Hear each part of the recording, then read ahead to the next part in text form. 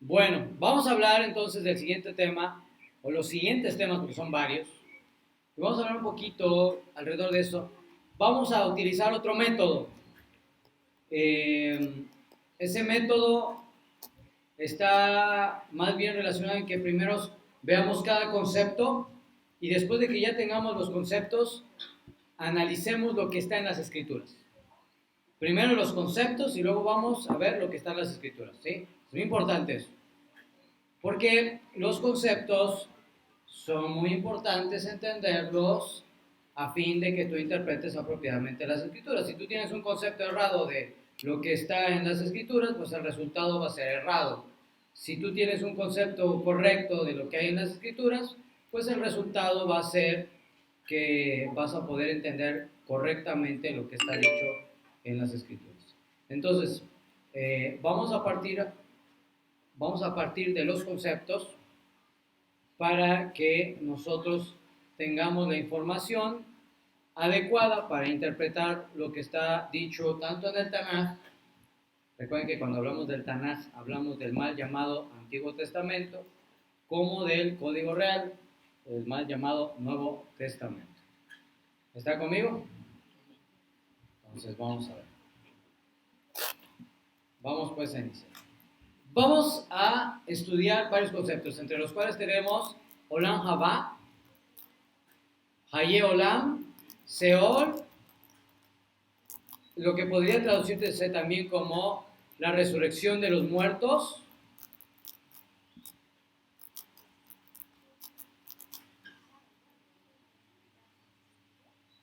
Voy a repetir.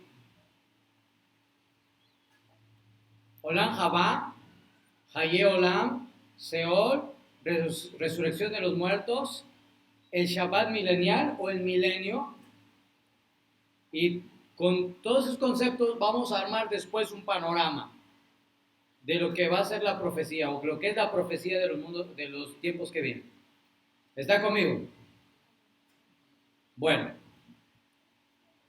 vamos pues a iniciar. Iniciemos hablando acerca del Seol o Sheol. El Seol. En las escrituras hay más de 65 casos registrados de la palabra Seol, Sheol. Este es un término hebreo que después fue traducido como el Hades, fue traducido después como infiernos o infierno, y que debido a la separación de las naciones de la raíz hebrea, muchos conceptos empezaron a perder el sentido original y se convirtieron más en un concepto cristiano católico o católico. El primer caso que vamos a mirar es el caso de la palabra Seol, Sheol. Esta palabra Seol tiene varias connotaciones alrededor y que tenemos que saber. Entonces, no sé si tengan copias de las escrituras. Sería muy bueno que lo revisáramos. Si tienen, que lo vayan leyendo conmigo. Y si no, aquí, los que tengamos en la Torah, los vamos leyendo. Y los que no, los vamos a leer.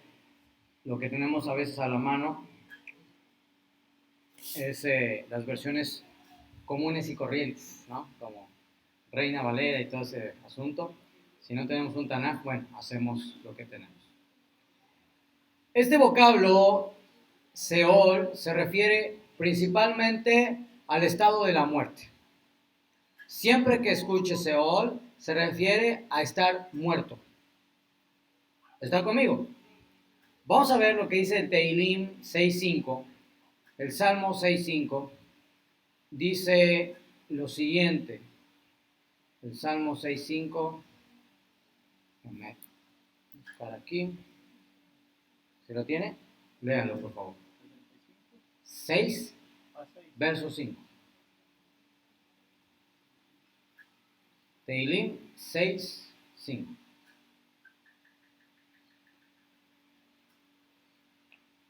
porque en la muerte no hay memoria de ti. ¿Quién te lo hará en el sepulcro? Ok.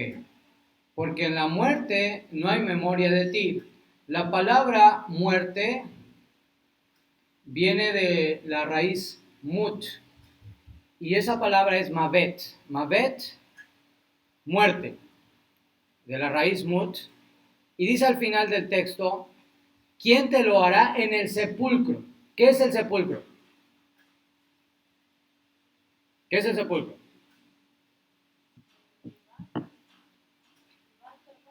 El lugar donde ponen a un muerto. El, el orificio, el hueco en la tierra donde ponen a un hombre. La palabra sepulcro es originalmente la palabra Seol.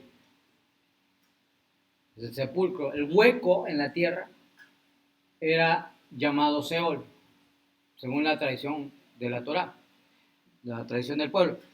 En los días antiguos, en los días de Yeshua, no solamente se cavaban en los suelos, sino se acostumbraba a hacer en la piedra de forma, por ejemplo, aquí hay una montañita, y en lugar de cavar hacia abajo, se cavaba hacia el frente, y se hacían cuevas. Alágicamente eso es correcto. ¿Sí? Por eso al Ribi, cuando lo sepultan, este hombre, discípulo suyo que era adinerado, tenía ya cavado un sepulcro en la piedra, y ahí es donde lo depositan, su cuerpo. Eso es un sepulcro, primeramente, y está relacionado ¿con qué? Con la muerte, Seol. Está relacionado con la muerte. Es el primer caso. Tenemos el caso, por ejemplo, del Salmo 18.5, por favor. Teilim 18.5.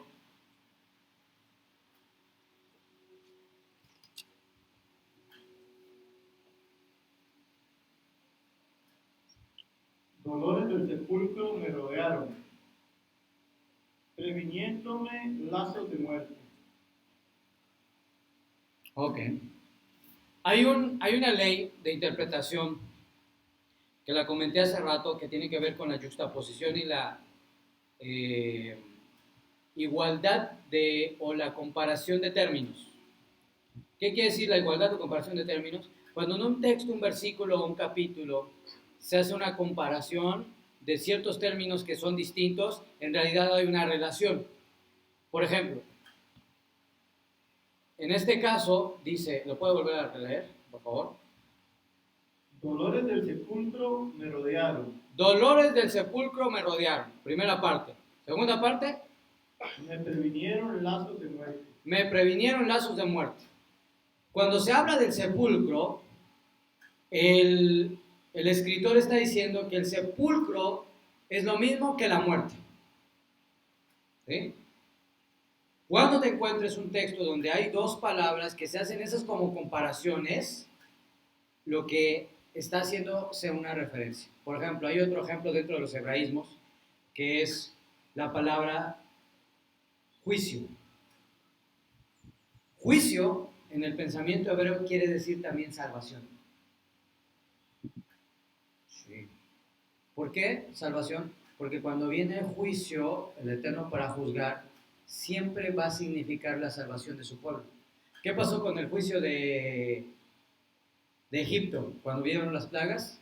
Eso significó ¿qué? Salvación para el pueblo.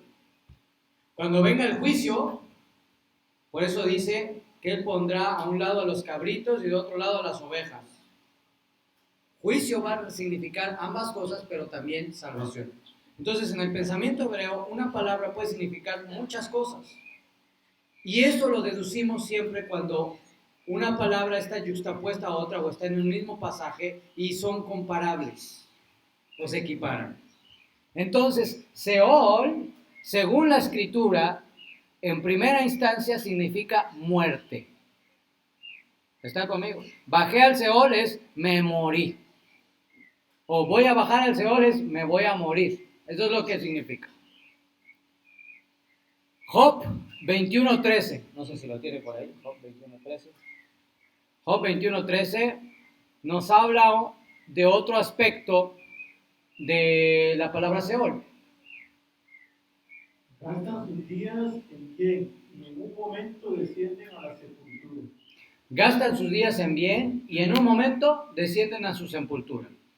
La palabra sepultura es Seol y es conocido como el lugar donde descansan los seres humanos previo a la resurrección de los muertos. ¿Sí? Hay que decir un comentario importante que no quiero dejar pasar porque va a romper también muchos paradigmas y es bueno. ¿Usted qué opina de los fariseos? ¿Eran buenos o malos? Depende. ¿Eran buenos o malos? Todos eran buenos. ¿Qué dicen nuestros amigos cristianos de los fariseos? El sinónimo, ¿no? Hipócritas, fariseos. Eres un fariseo, ¿te viste?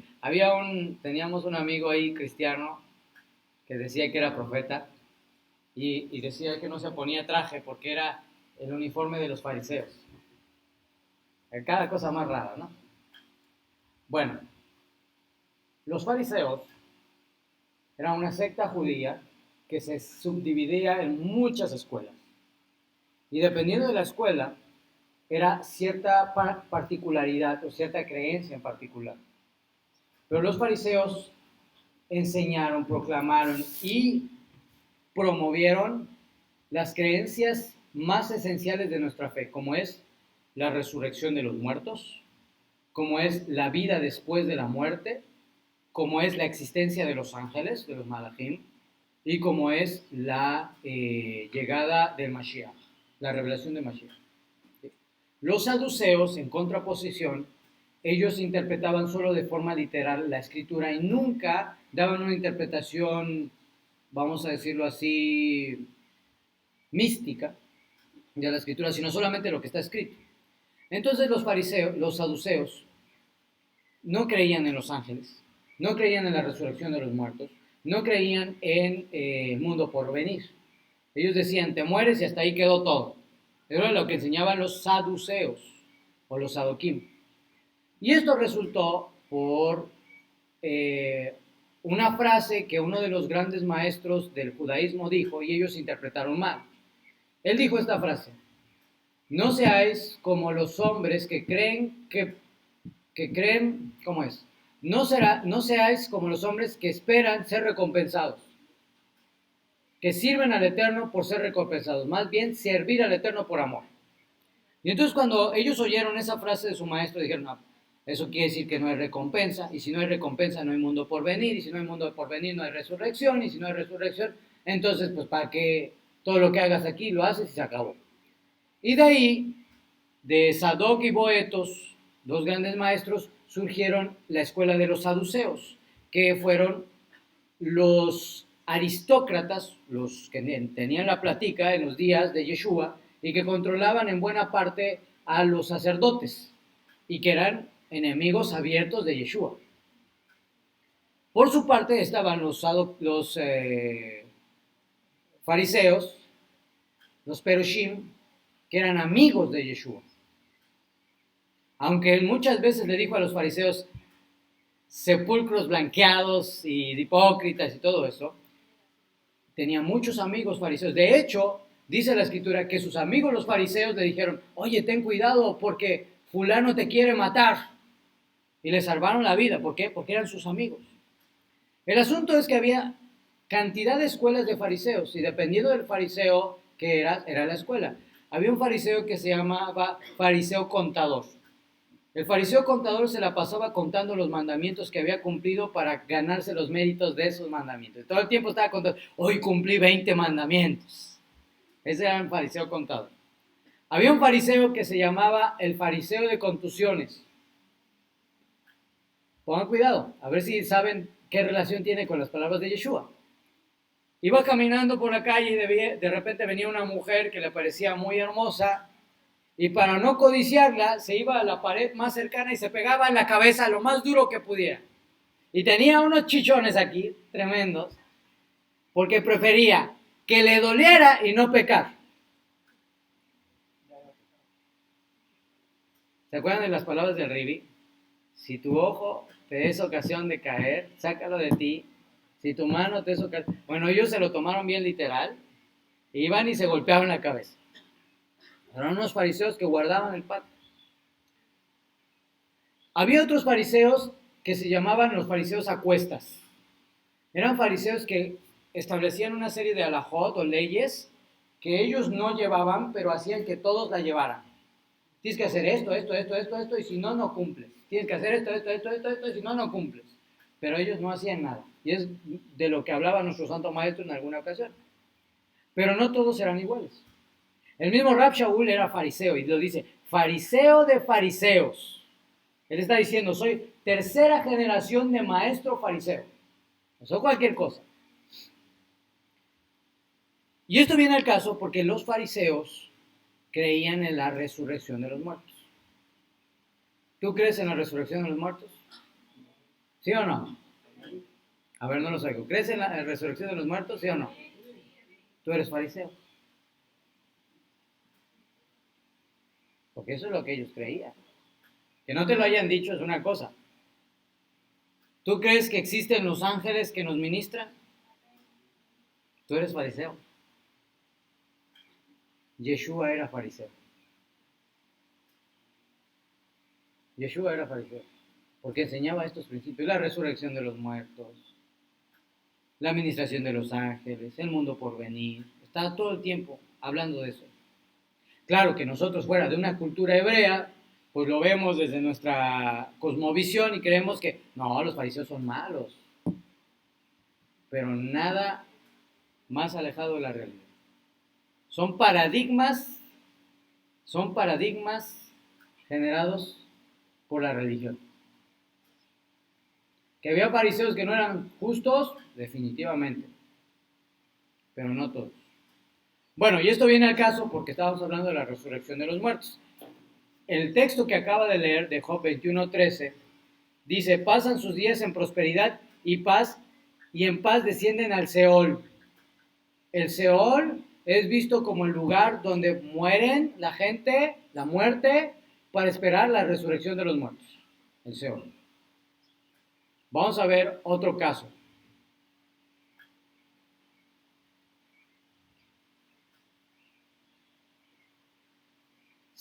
Job 26:6, por favor. Job 26:6.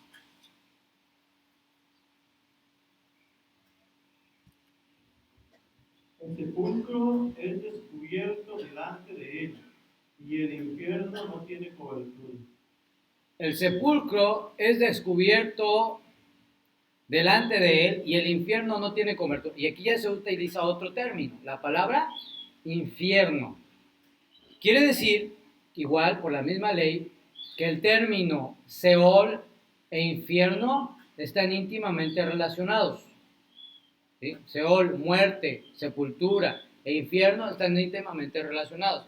Por supuesto, vamos a ver el término hebreo de infierno para que lo entendamos bien, pero hay que mirar que están relacionados ambas cosas. ¿Están conmigo? Recuerden, ahí hay una relación.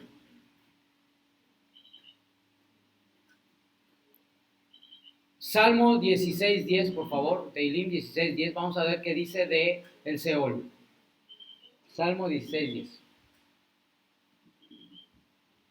Porque no dejarás mi alma en el sepulcro, ni darás tu misericordioso para que vea corrupción. ¿Qué es la corrupción? La descomposición del cuerpo. La corrupción es la descomposición del cuerpo. Por lo tanto, el Seol es equivalente a la descomposición del cuerpo, la muerte. Que mi cuerpo descienda al Seol es mi cuerpo desciende a ser descompuesto, biológicamente hablando. ¿Están conmigo? Entonces, si ustedes ven, Seol en primera instancia tiene que ver con ¿qué? La muerte. La muerte, descender al sepulcro, descomponerse biológicamente, eso es a lo que se refiere. Otros casos que vamos a ver al respecto de Seol, porque Seol, como muchas otras palabras hebreas, no significan una sola cosa, significan muchas cosas. Lo vamos a encontrar en Génesis 37:35, Bereshit 37:35, que ahorita nos va a leer. En este caso,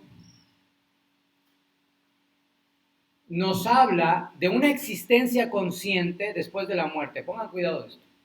Y se levantarán todos sus hijos y todas sus hijas para consolarlo, pero él no quiso recibir consuelo y dijo, porque yo descenderé enlutado a mi hijo hasta la sepultura, y lloró su padre. Fíjense lo que dice, yo descenderé enlutado hasta la sepultura, hasta el Seol, etc. Quiere decir, la escritura nos está diciendo que cuando una persona muere, que baja al Seol, baja con una conciencia después de la muerte. ¿Sí? No es que le cortaron la luz y ya desapareció, sino que hay una conciencia, sabe lo que pasa después de la muerte. Por eso dice, desciendo enlutado. ¿Cómo va a bajar enlutado, triste, después de la muerte, si no tuviera conciencia?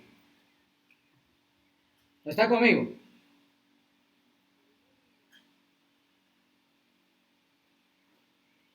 Todos los muertos, todos los hombres van después de la muerte al Seol. Salmo 16:10. Este es el lugar que todos pasan, justos e injustos. Esto no es un asunto del Seol, sea malo o bueno, sino 16:10. Sino que es algo que todo mundo pasa. Porque no dejarás mi alma en el sepulcro, ni permitirás que mi santo vea corrupción. Porque no dejarás que mi alma en el sepulcro, en el Seol, ni permitirás que tu santo vea, ¿qué? Corrupción, descomposición. Todos los seres humanos, su destino es el Seol. Todos morimos. El concepto. Vamos a ver otro ejemplo interesante. Números 16:30.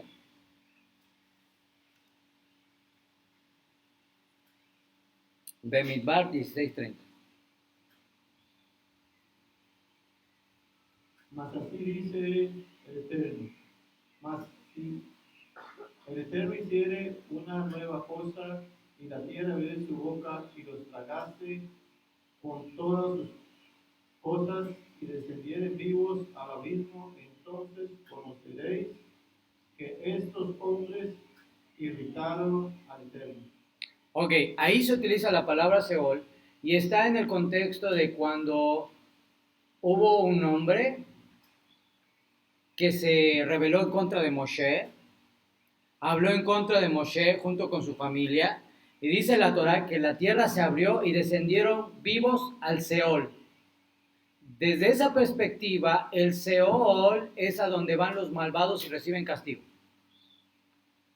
¿Sí? Ya no solamente es muerte, ya no solamente es el tema del lugar donde hay descomposición, sino específicamente el Seol se convierte en un lugar donde van los malvados y reciben castigos. Salmo 31:17, ¿qué dice?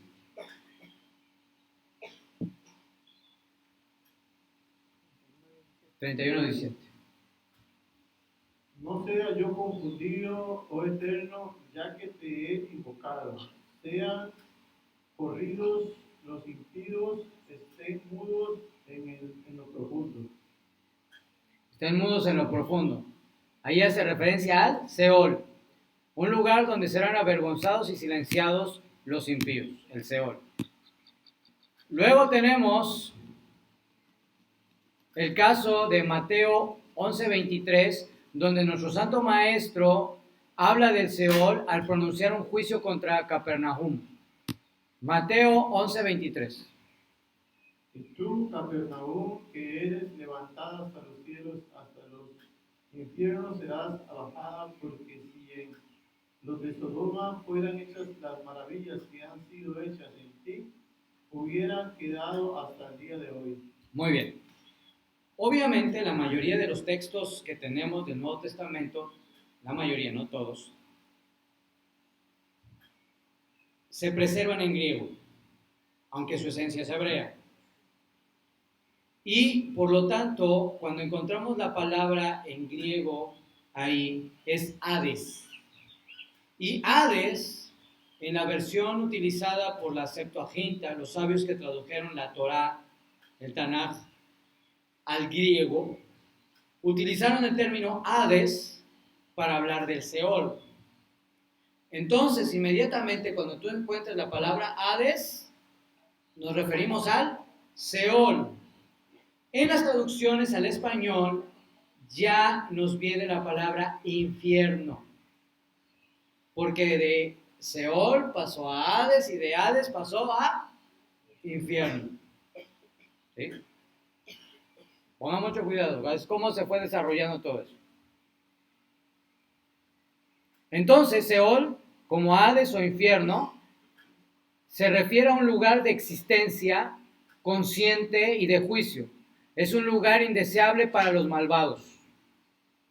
Vamos a ver Job 24:19. Estamos viendo todos los casos en los que aparece la palabra Seol y en base a eso vamos a hablar, vamos a organizar toda esa información y dar un veredicto. La sequía y el calor arrebatan las aguas de la nieve y el sepulcro a los pecadores. El sepulcro a los pecadores. El Seol, un lugar a donde van los pecadores. Vimos previamente que se hace referencia de un lugar de castigo, el infierno, etcétera, etcétera. Job 14:13. Vamos a ver qué dice.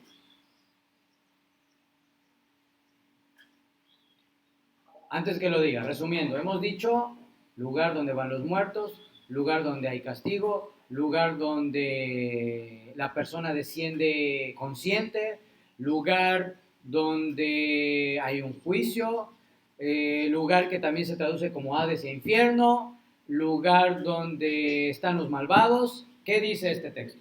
Oh, quién me diera que me escondieses en la sepultura, que me encubrieras hasta apaciguarse en tu ira, que me pusieses plazo y de mí te acordaras.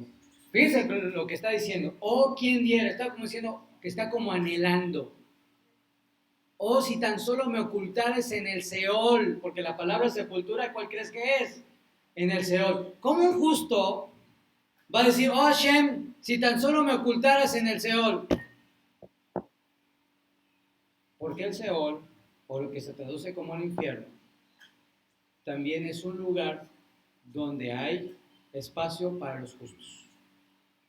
Y ahorita lo vamos a ver. Vamos a seguir, por favor. Oseas 13:14.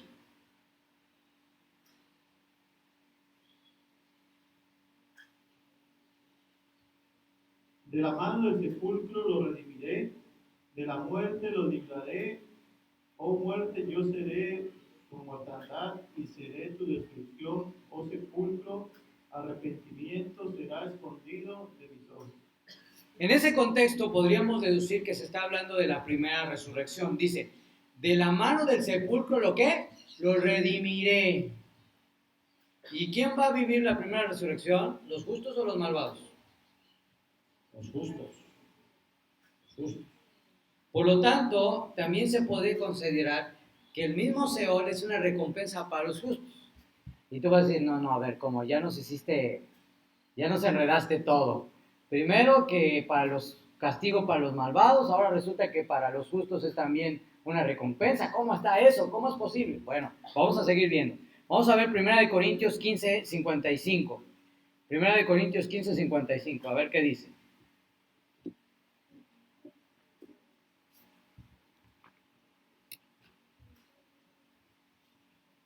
¿Dónde está muerte? ¿Dónde está, oh muerte, tu aguijón? ¿Dónde, oh sepulcro, tu victoria? Evidentemente, refleja que el justo tiene relación con el sepulcro, con el Hades, con el infierno, etc. Pero que al final del día, por voluntad de Hashem y la misericordia de Hashem, el justo será ¿qué? Extraído ¿de dónde? Del Seol. ¿Eh?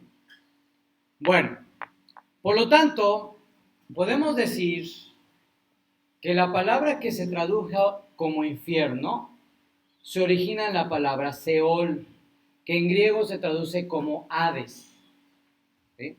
Vamos a tener una historia que está dentro de la tradición oral que Yeshua explicó que parece sin sentido, pero que tiene lógica una vez que entendemos el concepto de sepulcro, de Hades, de el Seol.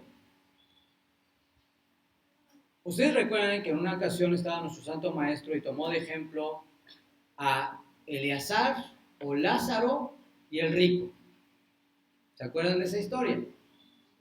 Dice el Código Real que estaba Eleazar o Lázaro y él murió. Y estaba el rico, ¿y qué le pasó? También se murió. Los dos se murieron.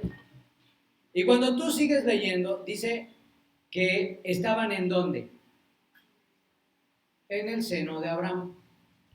Ambos estaban en el seno de Abraham. El rico había descendido a una sección del seno de Abraham donde estaba recibiendo ¿qué? ¿Recompensa o castigo? Castigo. Y Eleazar o Lázaro había descendido a una sección del seno de Abraham donde estaba recibiendo ¿qué? ¿Recompensa o castigo? Recompensa, estaba con los justos. ¿Están conmigo hasta aquí? Los dos descienden a los infiernos, uno de un lado y otro del otro, y dice la escritura que uno no podía pasar para allá y el otro podía pasar para allá. Inclusive el rico le decía, permite que Lázaro tan solo moje su dedo y me refresque la boca. Pero no podía hacerlo, no podía pasar de un lado para el otro, ni del otro lado para el otro. Por favor, permite, maestro, que le vaya a decir a mi gente de lo que van a sufrir. No era posible. Antes de que Yeshua muriera por nuestras transgresiones, antes de expiar nuestros pecados voluntarios y nuestros pecados graves, conectados con Peshá o Peshamín, pecados como idolatría, blasfemia, inmoralidad sexual, asesinato, que no hay expiación por la ley de Moisés porque no hay sacrificio para expiar esos pecados. Antes de poder expiar los pecados por los métodos de Yeshua Mashiach, hombres rashaim, malvados, y hombres justos iban al mismo lugar pero separados por dos posiciones distintas. Cuando David Melech, el rey David, el más extraordinario rey de Israel, justo, pecó tomando a la mujer de su prójimo y cometiendo asesinato, mandando al esposo a la primera línea de batalla para quedarse con la mujer, cometió adulterio y cometió asesinato. ¿Cuántos pecados graves cometió él? ¿Cuál era su pena? Caret. ¿Había algún sacrificio en la ley de Moisés para poder expiar sus pecados? No. Cuando David Melech muere, como todos los demás justos, él se arrepiente. Él se arrepintió de lo que hizo. De hecho, los salmos lo atestiguan. Pero cuando él muere, él desciende a los infiernos, al Seol. Pero debido a que se arrepintió, él desciende a la parte donde están los Adikim. Mientras que el Rasha desciende a la parte donde están los Rashaim.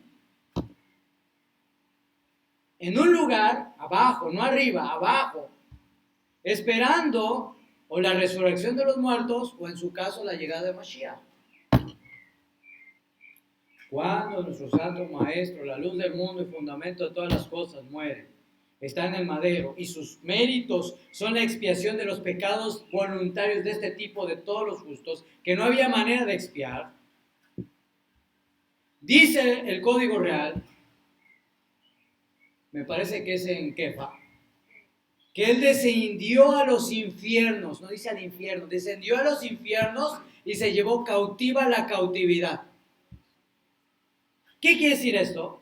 Que Yeshua descendió al Seol y a todos los sadikim que no podían subir, a todos los justos que no podían subir al Gan Edén, al tercer cielo, porque no tenían la condición, porque no había expiación para sus pecados, los tomó y de manera retroactiva sus méritos les fueron aplicables y fueron llevados al tercer cielo, al Gan Edén.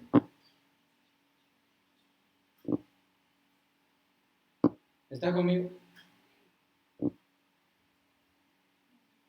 Cuando Yeshua está colgado en el madero, había dos hombres. ¿Se acuerdan?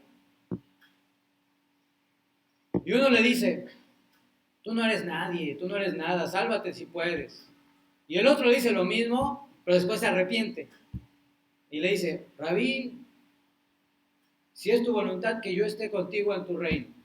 ¿Qué fue lo que le respondió el maestro? A la verdad, Emet, Omer, yo te digo la verdad, que hoy mismo estarás conmigo, ¿dónde? ¿Dijo en el paraíso o dijo en el seno de Abraham?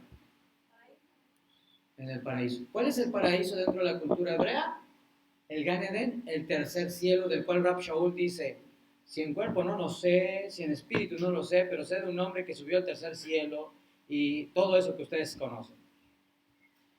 Hay 7 cielos, 7 cortinas que dividen el mundo físico del mundo espiritual más alto, donde yace la presencia divina en su máxima expresión, y ese lugar más alto se llama el Arabot, el lugar donde está el Kiseh HaKavod, el trono de gloria de Hashem. Nadie ha visto al Padre, nadie ha subido hasta el séptimo cielo, pero Hashem ha permitido que los justos moren esperando la resurrección de los muertos en el tercer cielo.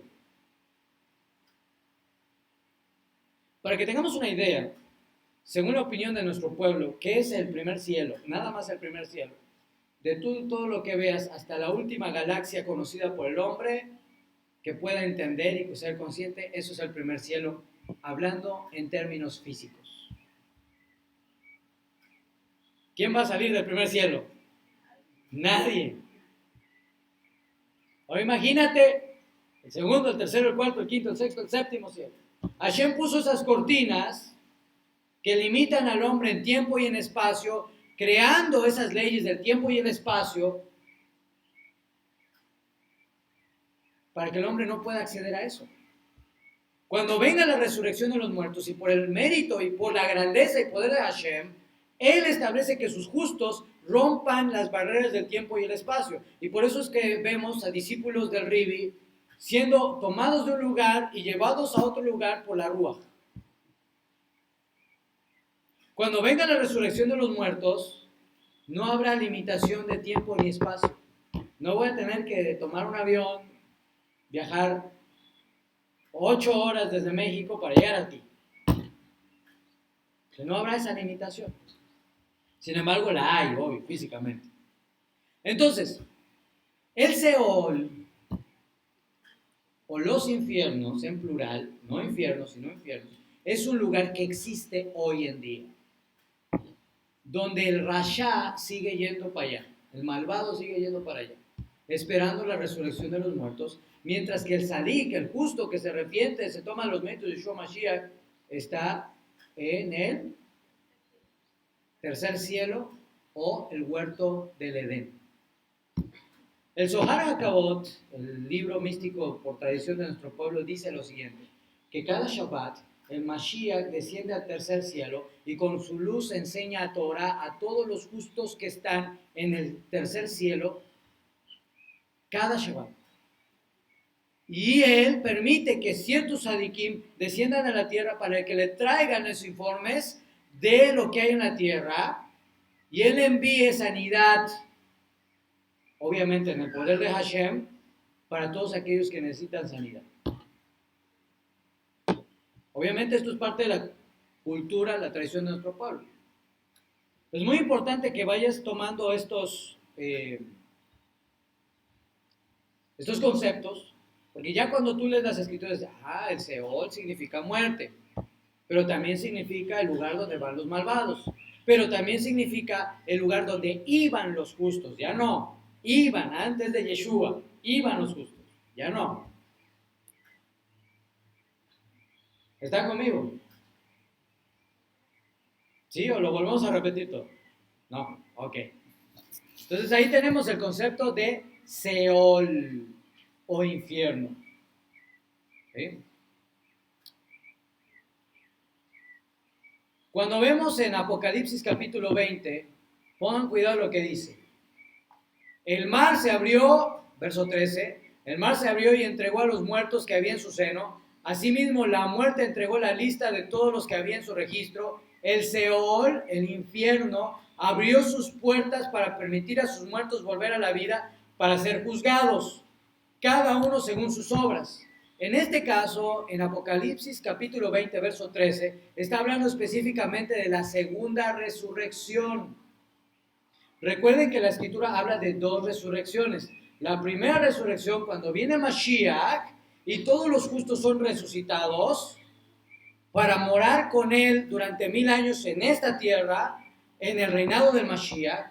Y después de esos 1000 años, viene el gran juicio de Hashem y se da este evento, la segunda resurrección. Por eso dicen nuestros libros, bendecidos, o utilizada prestada la palabra, bienaventurados los que gusten la primera resurrección, que justamente ellos son los que van a disfrutar todo ese pasaje, ¿sí? Pero aquí específicamente se habla de la segunda resurrección de los que estaban en el Seol, y específicamente se habla, obviamente, del Rasha, del malvado, de los malvados. Y fíjense lo que dice el capítulo 20, verso 14. Y la muerte y el Seol fueron arrojados en el lago de fuego. Este es el lago que arde con fuego, es la segunda muerte. Quiere decir que el lago de fuego, la muerte y el Seol son cosas distintas. El lago de fuego recibe al Seol, en otras palabras, a la gente que está en el Seol, y junto con ello viene la muerte que se personifica muchas veces, pero es eso que surgió cuando el pecado de Adán y Java. Cuando le dijo el Eterno, si tú comes de ese fruto, ciertamente morirás. El día que comieron, se generó la muerte. Todo lo que tú concibas dentro del concepto de muerte, muerte física, muerte biológica, muerte de todo, muerte de economía, todo, en muerte, separación, es lo que será echado en el lago de fuego, incluyendo el infierno, o incluyendo el Seol, será echado ahí. Y es ahí donde dice, esta será la segunda muerte, un estado eterno para un rasha, para un malvado. ¿Sí? Ahora guarden eso, esa información ahí. Ya hablamos acerca del Seol, ya tú tienes como que un mayor panorama de lo que es el Seol y los infiernos. Ahora vamos a hablar de un término que se llama Haye Olam. Haye Olam, o la vida eterna. Y aquí vamos a hacer unas preguntas. Vamos a preguntarles a ustedes, para ustedes, ¿qué es la vida eterna? ¿Qué es lo que ustedes entienden por la vida eterna? Entonces, como no queremos discriminar a nadie, vamos a elegirlos así, como sea. Entonces, a ver, Dwight, para ti, ¿qué es la vida eterna? ¿Qué tú entiendes por la vida eterna? Lo más corto y conciso posible.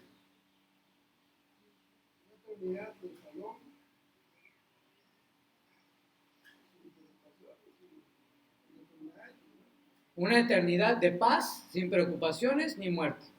Suena bien, ¿no? Me gusta. ¿Usted qué opina? ¿Qué es la vida eterna? ¿No? Allá atrás. A ver, ¿cómo es Casey, no? Sí, no te hagas, ya me estoy aprendiendo tu nombre.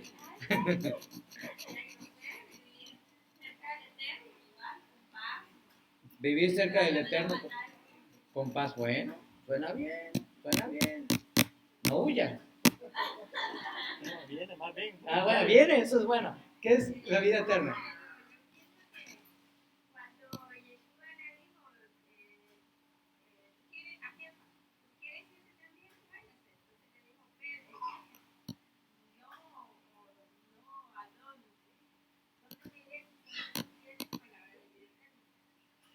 Bueno, esas son palabras de vida eterna. Palabras. Pero ¿qué es la vida eterna? Lo que hay más allá de la vida, ¿no? Puede ser, a lo mejor. ¿Qué más? Salvación para toda la eternidad, vida eterna, salvación para toda la eternidad. ¿Qué más? Vamos, hay más. ¿Qué es la vida eterna? Él dijo que lo iba a hacer democráticamente. ¿Ay? A ver, mi hermano, ¿qué es la vida eterna? Llevando las palabras de Yeshua, dice, esta es la vida eterna, que te conozcan a ti. Ok. O sea, conocer al Padre y vivir con lo que Él dice. Conocer o sea, al Padre. podemos tener vida eterna desde ya. Ok. Podemos tener vida eterna desde ya. Pero hay que abrir más eso. A ver, ¿qué es vida eterna? Era adelante, pero está bien. A su hija. Esas mentes universitarias, a ver. No se vale decir lo que dijo ella. Reinados como hijos con paz, ser obedientes a Él, hacer lo que Él dice y poder vivir en paz porque estamos haciendo lo que Él dice. Uno de los conceptos básicos que tiene la gente, vida eterna, es la lógica que viene con la palabra, ¿no? Vivir eternamente, vivir eternamente en paz, vivir tranquilamente en paz, tener una entrada al mundo por venir, el mundo por venir es eterno, estar tranquilo, esa es como una recompensa, ¿no? La vida eterna, más que una condición de tiempo, es una condición de unión con el Creador. La vida eterna, dice, citando lo que dijo nuestro santo maestro Yeshua Mashiach en Yohanan, en Juan 17:3, dice así: esta es la vida eterna, que tengan una relación íntima contigo, el Dios único y verdadero, y a Yeshua HaMashiach, a quien tú enviaste. Esta es la vida eterna, que te conozcan, que conozcan tu Torah, que guarden tus mandamientos, que por lo tanto tengan una relación contigo y por lo tanto desde hoy, de este momento, tengan esa relación contigo, y eso es una vida eterna. No el concepto de que una persona no va a morir, aunque lo incluye la eternidad, no es el asunto de una persona ya no va a morir. La vida eterna es una relación íntima con el Padre, con Hashem. Es lo que dice el Yeshua. Ahora, es mucho mejor la traducción del Código Real, porque la Reina Valera dice, que te conozcan a ti, Padre. Yo conozco a mucha gente, yo puedo conocerte a ti, pero eso no quiere decir que llevamos una relación íntima, que somos buenos amigos. Hay gente que me llega, yo conozco al rabino Dan Ben Abraham, por favor déjame pasar. ¿Y cuándo lo conociste? No, pues es que leo sus libros. Entonces no significa que tienen una relación íntima con la persona. Todo el mundo dice es que yo creo en Dios, pero eso no quiere decir que ¿qué? Que tengan una relación íntima con el Padre. Por lo tanto, la traducción del Código Real es más fidedigna. Que tengan una relación íntima contigo, oh Padre, y con el Mashiach que tú enviaste. Entonces, no se trata de una condición de tiempo, sino una unión con el Eterno. Eso es la vida eterna. Vivir con Hashem, unido a Hashem. Eso es la vida eterna. Ya un subproducto será la resurrección de los muertos y la eternidad, pero no es el concepto detrás de Haye Olam, vida eterna. ¿Está conmigo? Por ejemplo, ahora que ya tenemos eso en la mente, vamos a leer algunos textos. Mateo 7:14 dice, pero estrecha es la entrada y angosto es el camino que conduce a la vida eterna, y pocos son los que la encuentran. ¿De qué está hablando? ¿De que no vas a morir o estás hablando de que pocos son los que encuentran una relación con su Creador? Está hablando especialmente de que pocos son los que encuentran una relación con su Creador. Mateo 19:16. He aquí acercándose un yehudí, le dijo, Rabí, ¿cuál es el mejor mandamiento que yo pueda hacer para que tenga derecho a la vida eterna? La lectura típica es para que yo pueda tener la resurrección de los muertos, no muera otra vez. Pero el sentido hebreo es para que yo tenga una relación con el Padre. Y dice, Mateo 25:46, e irán estos al castigo eterno, mas los justos de los gentiles a la vida eterna. Irán estos al castigo eterno, pero más los justos serán premiados con tener eternamente una unión extraordinaria con su Creador. ¿Qué evidencias tenemos eso?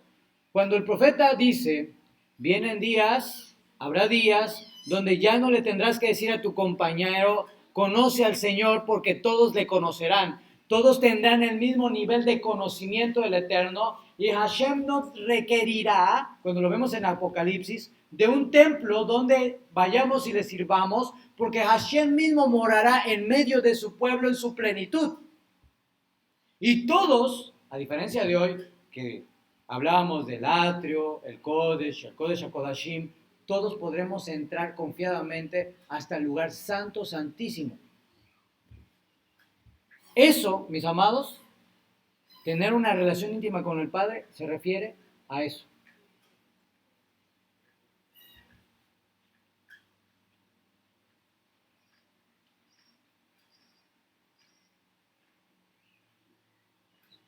Fíjese lo que dice Yohanan 3:36. El que tiene fe obediente en el Mesías tiene vida eterna.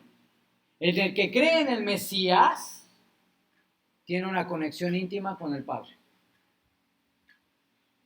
Pero el que desobedece al Mashiach no verá la vida, no tendrá conexión con Hashem en el mundo por venir, sino que la indignación de Elohim permanece sobre él. De cierto os digo, Yohanan 5:24, el que oye mi palabra, confía en perfecta fe obediente en el que me envió, tiene vida eterna, tiene una relación íntima con el Padre, y no irá a juicio, sino que ha pasado de muerte a vida.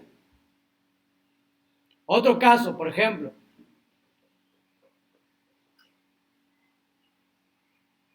Romanos 6:22, mas ahora que habéis sido liberados del dominio de la mala inclinación, hechos siervos de Dios, vuestro fruto es para santificación que resultará en vida eterna. ¿Qué es vida eterna? Tener una relación íntima con Hashem.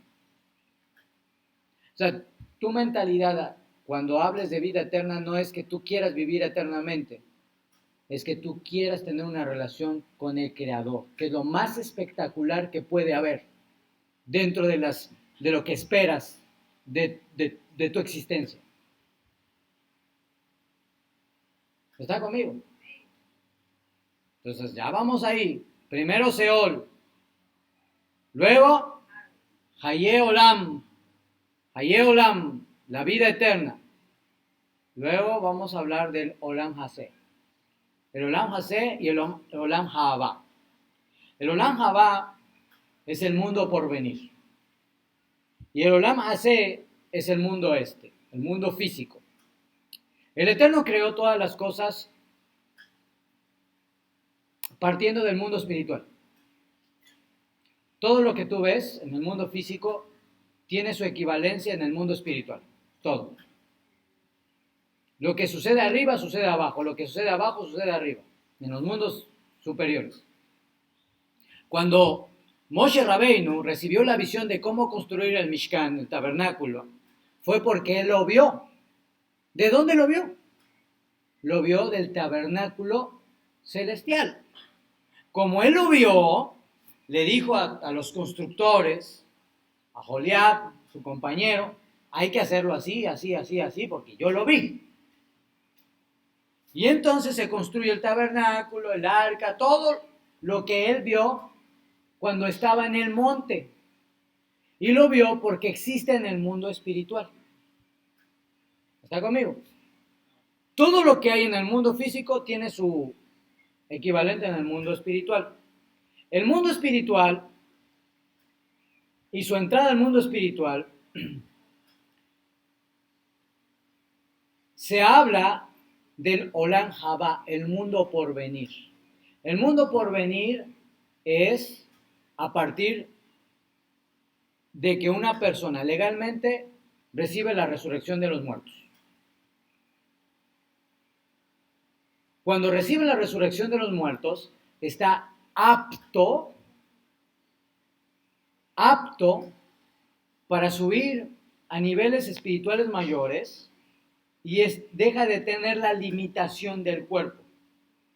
Por ejemplo, cuando Yeshua resucita y lo ven sus discípulos y ahí anda y les dice yo mismo soy, toquen acá y todo esto, cuando él asciende en el día 40º de la cuenta del Omer, que ya mero llega,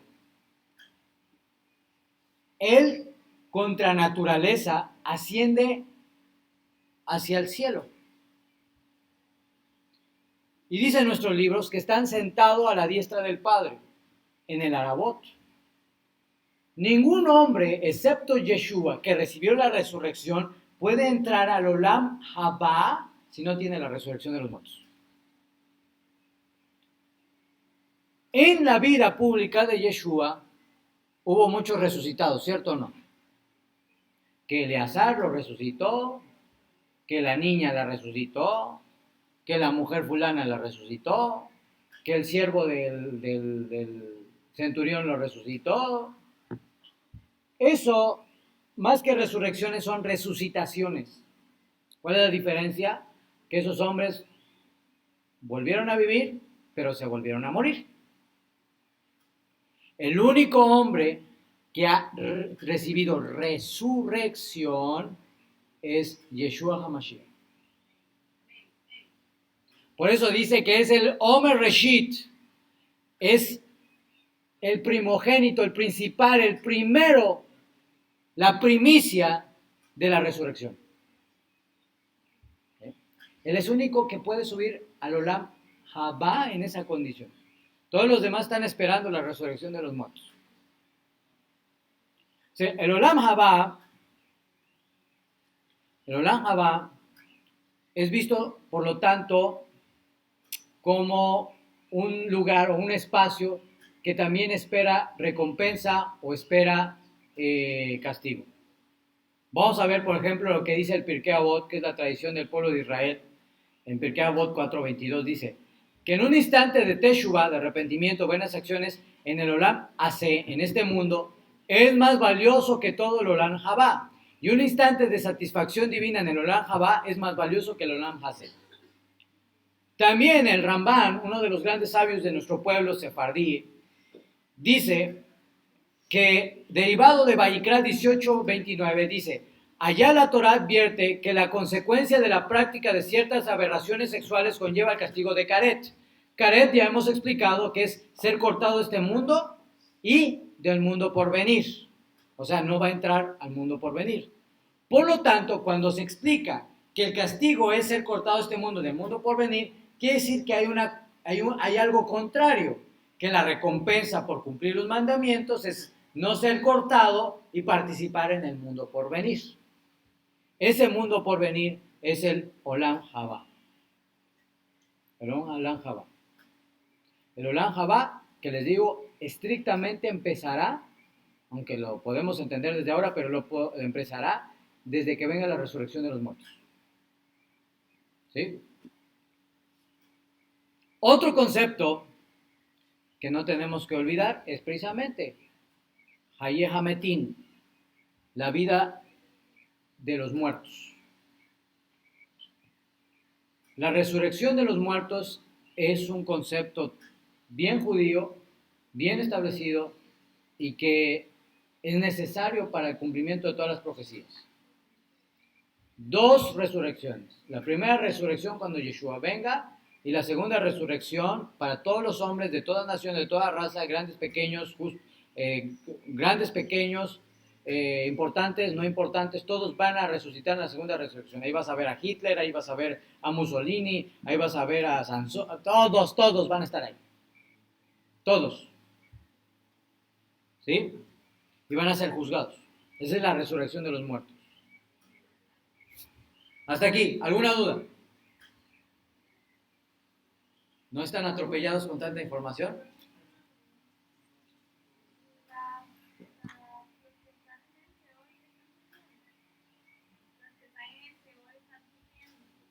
Según lo que dice el Código Real, sí. Ahora, ya que tenemos esta información, vamos a armar un panorama de la profecía. Esto es lo interesante, porque empezamos con los conceptos. Bueno, recuerden, esto es importante. Cuando uno llega a las raíces hebreas y a la Torah, uno tiene que bilul, vaciarse, para atzmut, llenarse. Tú no puedes venir a estudiar Torah si traes tus conceptos cristianos. Te tienes que vaciar, dejando los conceptos errados cristianos para llenarte. Si tú adquieres la Torah con conceptos paganos de atrás, lo que hay es equivocación. Y es de lo que hemos venido hablando. Entonces, cuando nosotros vemos el panorama de la profecía, los eventos van a ser como siguen. Vamos a buscar, por favor, Mateo. Sí, por favor, para que... Si tienen otra dosis, se lo acepto. Mateo 24. Matías 24. Déjenme ver si es.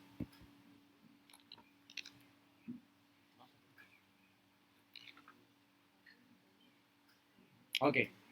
Mateo 24.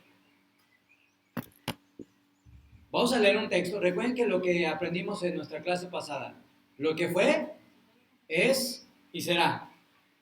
Los eventos históricos no son nuevos y no son únicos, van a volver a acontecer.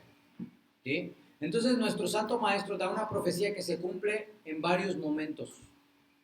Igual, pero en varios momentos, o se va a cumplir. Vamos a ver, Mateo 24. Estaban los discípulos saliendo del templo de Beth Amikdash, y mientras se iban, se le acercaron los discípulos para mostrar las edificaciones del templo. Se veía el templo tan grandioso ahí, extraordinario, y dice, Rabí, ¿ya viste qué templo más maravilloso? Para que tú te des idea, el templo era un cuadrito nada más, pero con Herodes el Grande, Herodes se encargó de magnificar el templo de una manera extraordinaria. Era lo más hermoso de lo hermoso que podía haber el templo de Jerusalén para los días de Yeshua. Imponente, imagínate un edificio de 16 pisos en aquellos días, y enorme, adornado, embellecido con oro. Era una cosa preciosa, que era el gozo, el honor, el orgullo del pueblo hebreo, de los Kohanim. Era una cosa que, qué cosa más extraordinaria tenemos, qué edificación tenemos. Esa es la mentalidad que había en los discípulos. Entonces, respondió Yeshua y dijo, ¿os referís a toda esta construcción? Ciertamente os digo, bajo ningún concepto ha de ser dejado aquí piedra sobre piedra que no sea derribada. Y estando sentado en la cima del monte de las olivas, sus talmidim se le acercaron privadamente y le dijeron, dinos, Rabí, ¿cuándo serán estas cosas y cuál será la señal de tu revelación como Mashiach ben David y la conclusión de esta edad presente? Para que tú tengas una idea, el monte del templo está ahí donde están ustedes, y yo estoy aquí en el Monte de las Olivas, como con unos 600, 700 metros de un valle que nos separa. Y se ve el monte del templo y se ve el Monte de las Olivas, y evidentemente desde el Monte de las Olivas se ve todo el templo. Y los discípulos están preguntando, Rabí, ¿cuándo va a ser esto que va a suceder? Y el Rabí les contesta, mirad que nadie os aparte del camino. Y es un hebraísmo. Cuando dice, nadie os aparte del camino, es un hebraísmo que dice, nadie os aparte de mi enseñanza.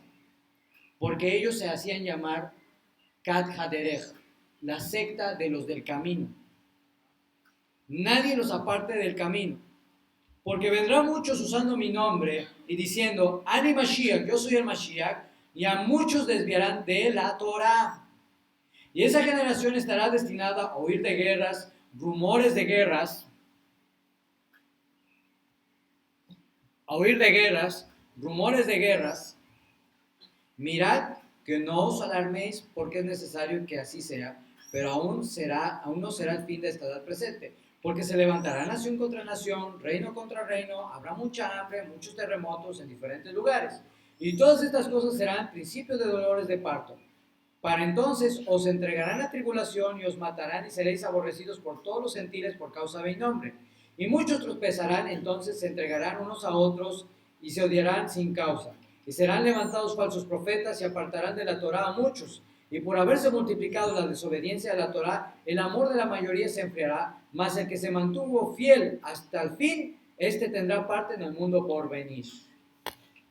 Hasta ese momento, nosotros conocemos que en el año 70, el Imperio Romano destruyó el Templo de Jerusalén de una manera terrible. Hubo sangre hasta no más poder en Jerusalén. Fue horrible eso que sucedió. Fue terrible. En ese momento se cumple la profecía, pero también se da pauta para que se cumpla nuevamente. Otra situación. Se cumple la destrucción del templo, lo que dijo Yeshua, no quedará piedra sobre piedra. Pero él dice, va a haber otras condiciones además para los tiempos finales. Primero dice, habrá guerras. y rumores de guerras. La pregunta que yo te hago es, ¿no acaso siempre ha habido guerras? ¿Y siempre ha habido rumores de guerras? ¿Cierto o no? Ha habido grandes guerras, la Primera Guerra Mundial, la Segunda Guerra Mundial, las guerras conquistadoras de la época de las naciones, los españoles con sus guerras. Guerras siempre ha habido.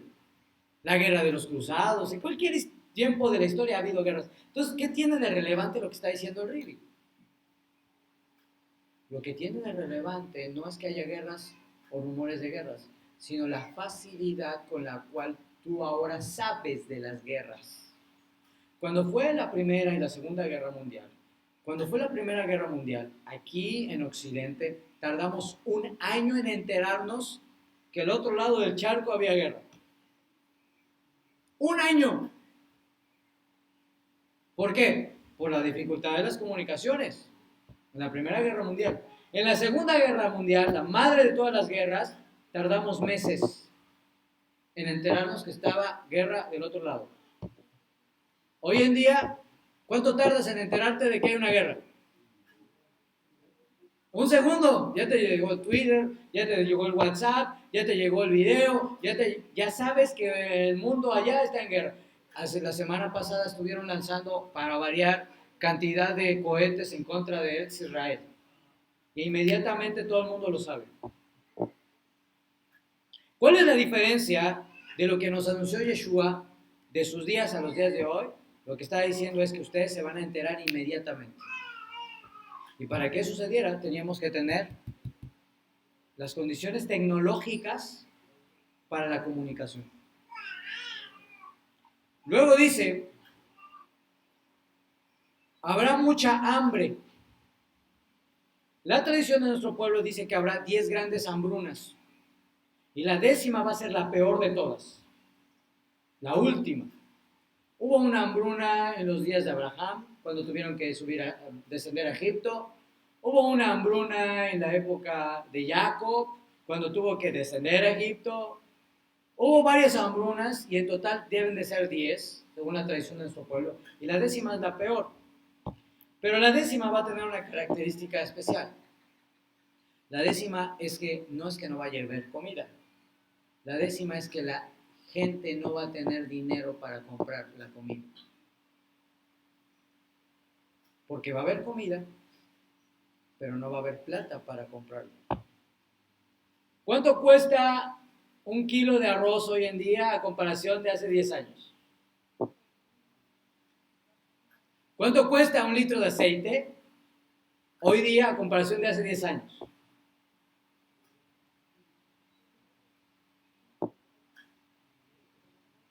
¿Está conmigo? Yo creo que hasta más.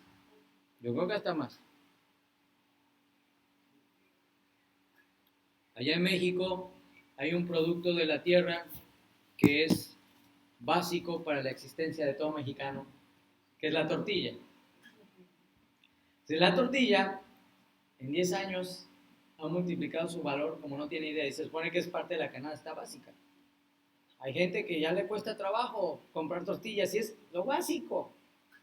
Es como ponerle sal a la comida.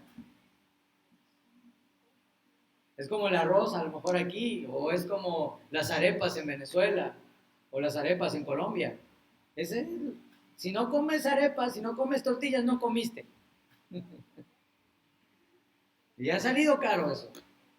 O sea, el problema no es que no vaya a haber comida, hay comida. El problema es que no va a haber plata para pagarla.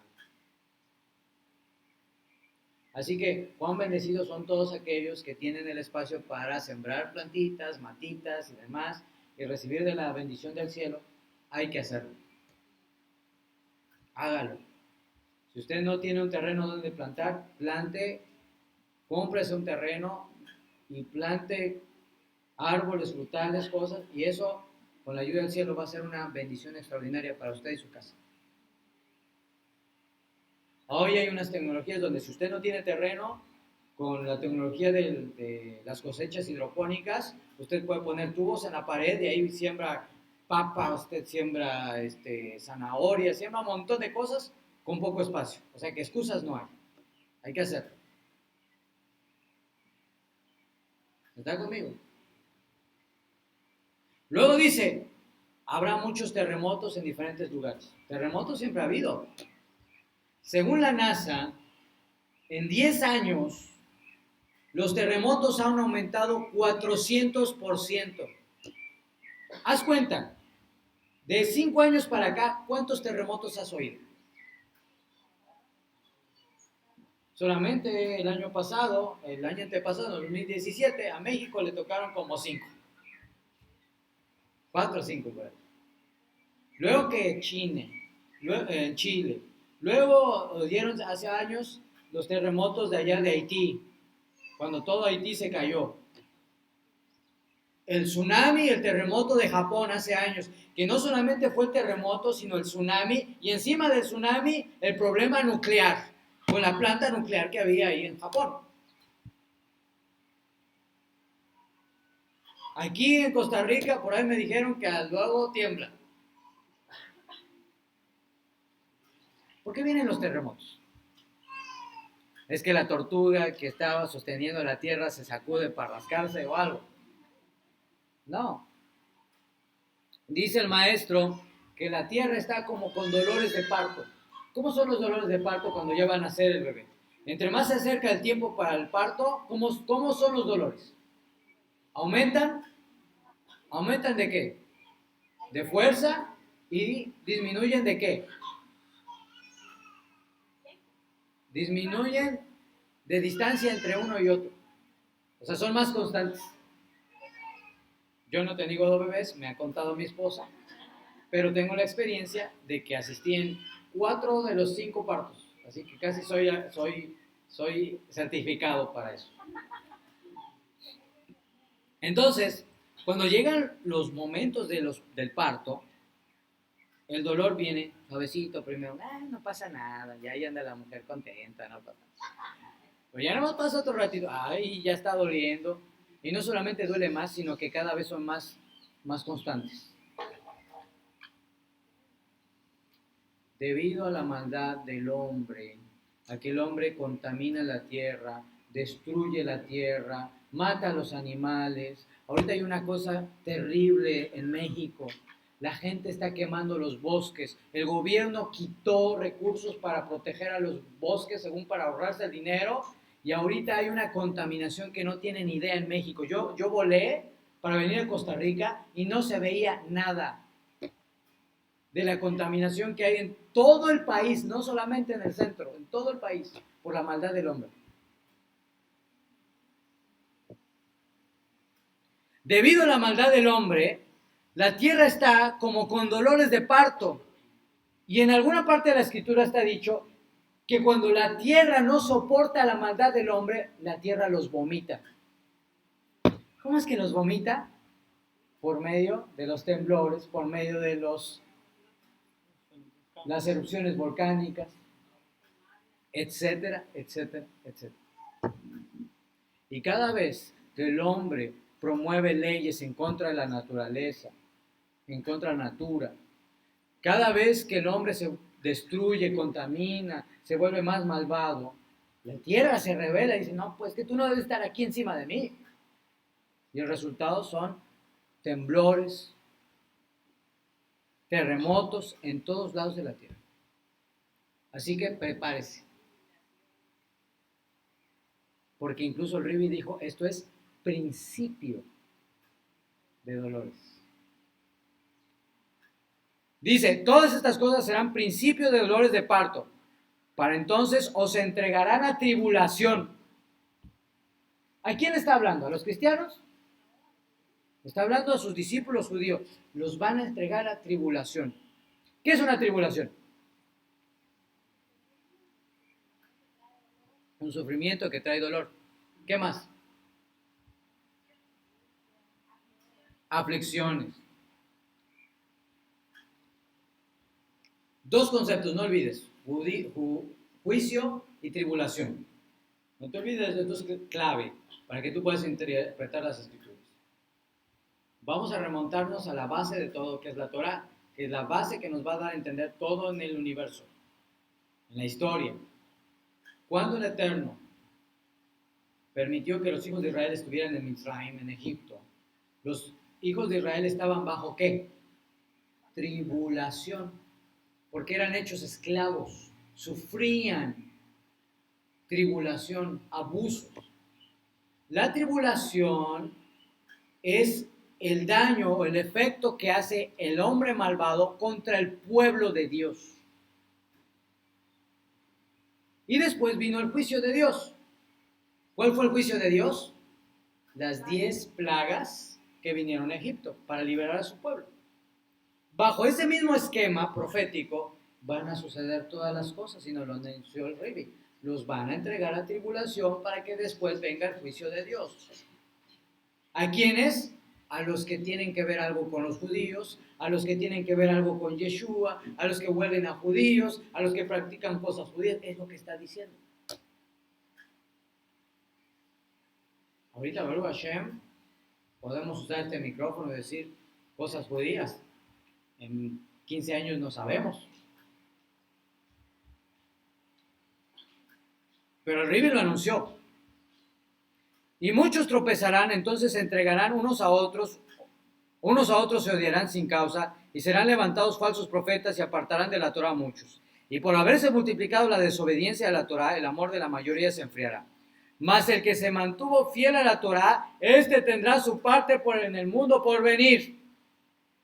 Y este Masoret, este mensaje de redención del reino, tendrá que ser proclamado por los judíos en toda la tierra habitada como una declaración solemne a todos los gentiles. Entonces vendrá el fin de esta edad presente.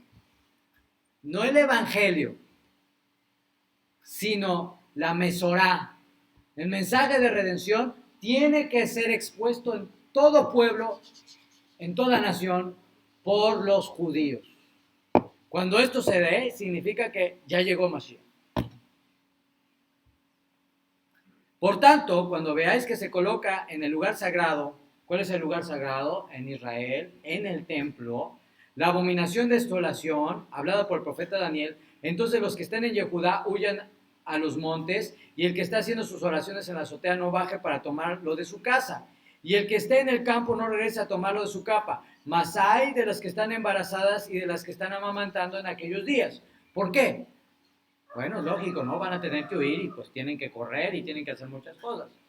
Pero lo que fue es y será. En los días de Egipto, Israel en Egipto, ¿qué pasó con los niños pequeños cuando nació Moshe? Cuando nació Yeshua, ¿qué pasó con los niños pequeños?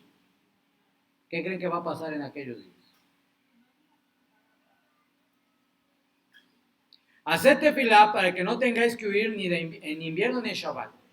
Y luego el verso 21 dice, porque habrá entonces una tribulación muy grande como nunca se ha visto desde el principio del mundo hasta ahora, ni la habrá jamás. Y si aquellos días no hubieran sido acortados, nadie será salvo. Mas por causa de las tefilot de los santos, aquellos días serán reducidos.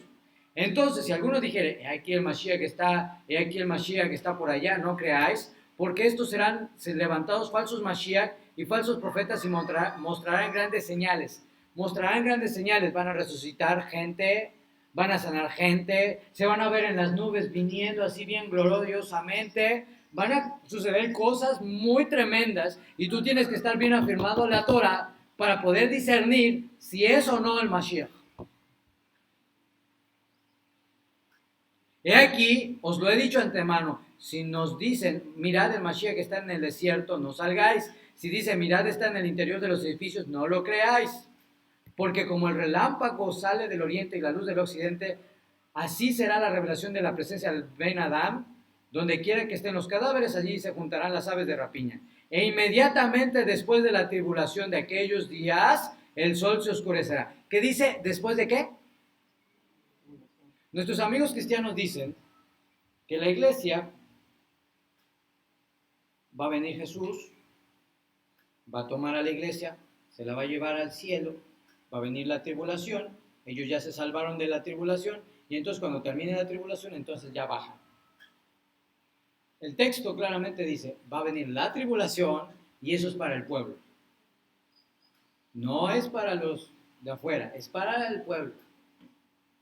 E inmediatamente después de la tribulación de aquellos días, viene el juicio de Dios. ¿Cómo lo sabemos? Por la naturaleza. La tribulación, la fuente es el hombre. El juicio es lo sobrenatural de Dios. Vean lo que dice.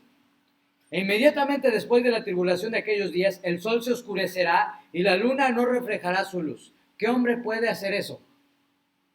Solamente Hashem. Meteoritos caerán del cielo y las potestades celestes serán removidas de su lugar. Entonces aparecerá en el cielo la señal del Ben Adán y seguidamente todas las tribus de Israel, esparcidas por toda la tierra, decretarán duelo y verán al Ben Adán que viene en las nubes del cielo con gran poder y gloria, y enviará sus malachim con gran shofar y reunirá a los kadoshim de los 4 puntos de la tierra. Por esto de la higuera aprended del Midrash, cuando ya su rama se pone tierna y comiencen a brotar las hojas, sabéis que el verano está cerca. Así también, vosotros cuando veáis todas estas cosas, dad por cierto que está cerca a las puertas. De cierto os digo, de ningún modo pasará esa generación hasta que vea que está en pie, hasta que vea que suceden estas cosas. El cielo pasará, la tierra pasará, pero de ningún modo mis palabras pasarán. Pero con respecto al día y la hora, nadie lo sabe. Mas como en los días de Noah, así serán para el tiempo de la revelación del Ben Adán, lo que dijimos más temprano. Porque en aquellos días previos al Mabul estarán dedicados solo a comer, beber, casándose, dándose casamiento, hasta que Noé entró en el arca. Y no se dieron cuenta de la oportunidad final que tenían de arrepentirse. Y el Mabul se los llevó a todos y así también será la manifestación del Ben Adán. En ese tiempo, dice, estarán 2 en el campo, uno será tomado y el otro será dejado. 2 mujeres te estarán moliendo en el molino, una será tomada y otro será dejado. Velad pues porque no sabéis la hora en la que viene la hora. Cuando venga el Mashiach,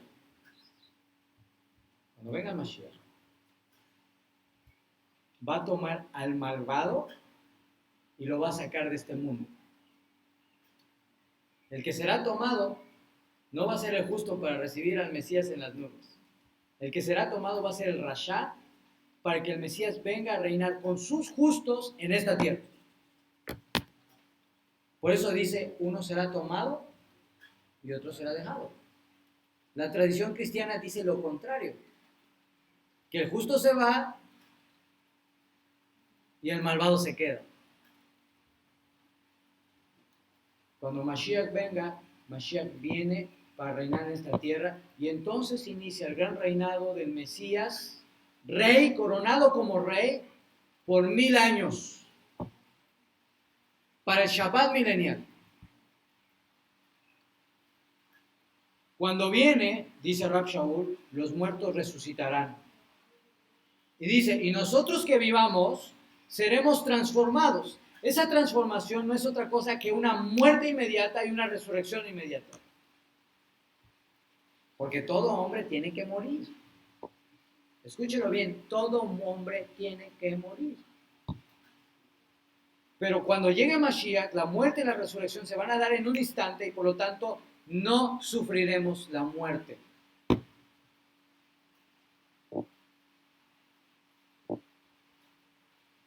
¿Está conmigo?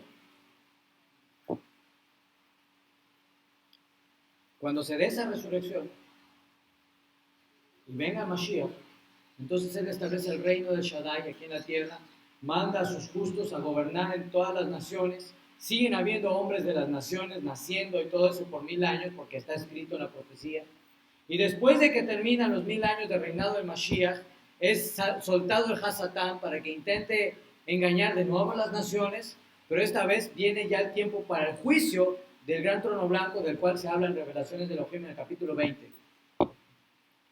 Se da la segunda resurrección, y aquí viene algo muy interesante que tiene que ver con la entrada al mundo por venir, y que no dejemos de dejar pasar. Yo mandé una clase al respecto de eso apenas. ¿Quién entrará al mundo por venir? O dicho de otra manera, ¿quién se salvará? La lectura cristiana y la lectura mesiánica típica es que si tú no declaras el nombre inefable o el nombre del Mesías, no serás salvo, porque está escrito, quien proclame el nombre del Eterno será salvo.